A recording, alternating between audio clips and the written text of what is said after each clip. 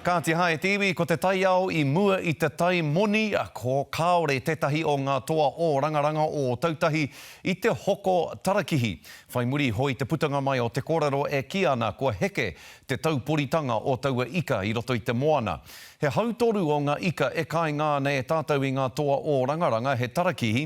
Engari hei tā te toa o Fash, he toa I rongonui ai nā tana hāpai I te reo Māori, e haere tahi ana te reo me ngā tikanga, ko tētahi tikanga nui a tātou, ko te tiaki I te taiao. Ahakoa aronuitia e te marea, kua mutu te hoko tarakihi I te wharekai o uka, kia piki rāno te ora o taua momoika. Ai, tino kai ngā kau ana te hapori ki te momo ika nei, ki te tarakihi.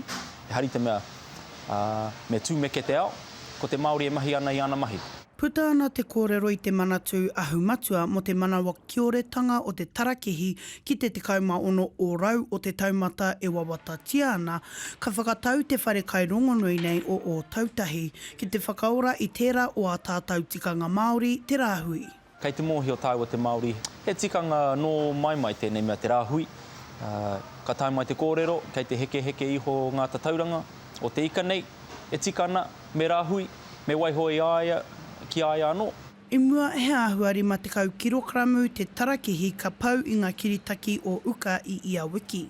Engari, heita Anton Matthews e whakapono ana ia ka manawa nui atu te iwi ki te māramaratau ki te take o te rāhui. Hei, ko tāku ka tahuri mai te iwi, pēnā ka mōhi o rātou, he ara te take kei te pēnei mātou. Kei te tiaki te moana, ko te kaitiakitanga, mō ngā uri, mō ngā whakatupuranga kei te haere. Kaore I te mōhi o tia hei āhea heki ai te whakaritenga nei.